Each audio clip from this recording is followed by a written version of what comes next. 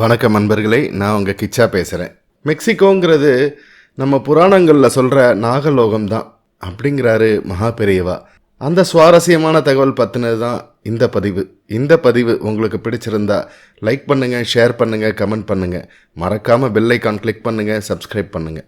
இதயம் பேசுகிறது மணியன் ஒரு முறை மெக்சிகோ செல்ல ஏற்பாடு பண்ணி கொண்டிருந்த போது மகா பெரியவாளை தரிசனம் பண்ண வந்தார்.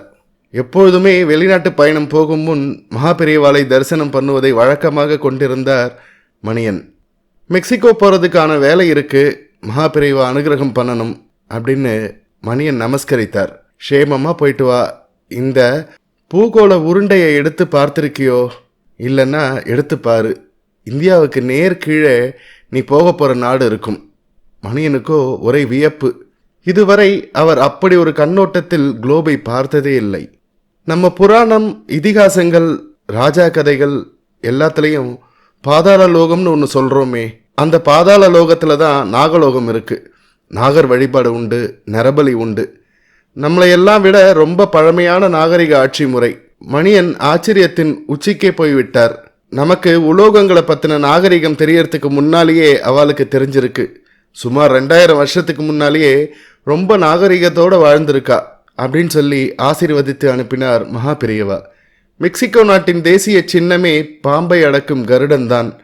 அங்கே இன்றும் நாகங்களை வழிபடுகிறார்கள். பிரமிட் கோபுரங்களில் ரெக்கைகள் கொண்ட பாம்பு வடிவங்களும் கண்ணுள்ள இடத்தில் கிளிஞ்சல்களும் வைத்து தத்ரூபமாக அமைத்திருக்கிறார்கள். மழையை உண்டாக்கும் தேவனுக்கு அங்கே உருவங்களும் உண்டு.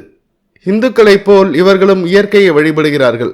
9000 வருஷங்களுக்கு முன்னால் வாழ்ந்தவர்கள் வில், அம்பு, மண், உலோக பாத்திரங்கள் உபயோகித்திருக்கிறார்கள். 3000 வருஷங்களுக்கு முன்பே காலண்டரி என்ற அட்டவணையை உபயோகித்திருக்கிறார்கள். மெக்சிகோவின் ஆதி குடிமக்கள் ரெட் இண்டியன்ஸ் சூரியனை அடிப்படையாக வைத்து 20 நாளுக்கு ஒன்றாக 18 மாதங்களை உருவாக்கினார்கள். இந்துக்களைப் போலவே சூரியன், பூமி, ஜலம், வாயு, அக்னியை வழிபடுகிறார்கள். இதற்கான பண்டிகைகளும் மாசம் உண்டு. கலைகளுக்காக ஒரு பெண் தெய்வத்தையும் வழிபடுகிறார்கள். 20 லட்சம் மக்கள் 1000 வருஷங்கள் முன்னால் நிர்மாணித்த மாயன் புதைவுகளில் எங்கு பார்த்தாலும் நாகர் சிலைதான். மாயன் நாகரிகத்தில் உள்ள கலை, கலாச்சாரம் எல்லாமே மத அடிப்படையில் உண்டானதுதான். பிறப்புக்கு முன்னும் பின்னும் ஆத்மாவின் நிலை என்று ஒன்று உண்டு என்று அவர்களும் நம்பினார்கள். உலகில் வாழும்போது உண்டாகும் வெற்றி, தோல்வி, வாழ்க்கை முறை எல்லாமே கிரகங்களின் நிலையை பொறுத்துத்தான் என்று நம்பினார்கள். மணியனின் மெக்சிகோ பயண கட்டுரையை படித்த ஒரு அன்பர், மெக்சிகோங்கிறது நம்ம புராணங்களில் சொல்கிற நாகலோகம்தான்னு பெரியவாளே சொன்னாலே அது அப்படியே இருக்கு போல இருக்கே என்றார். ஆமாம், அது ரொம்ப நிஜம். அதோட நம்மளோட சனாதன தர்மம் உலக அளவில் எல்லா இடத்திலும் இருந்ததுன்னு கூட பெரியவாள்லாம் சொல்லுவா. அது நிஜம்தான்னு புரிஞ்சுண்டேன் என்றார் மணியன். ஜெய ஜெய சங்கர ஹர ஹர சங்கர.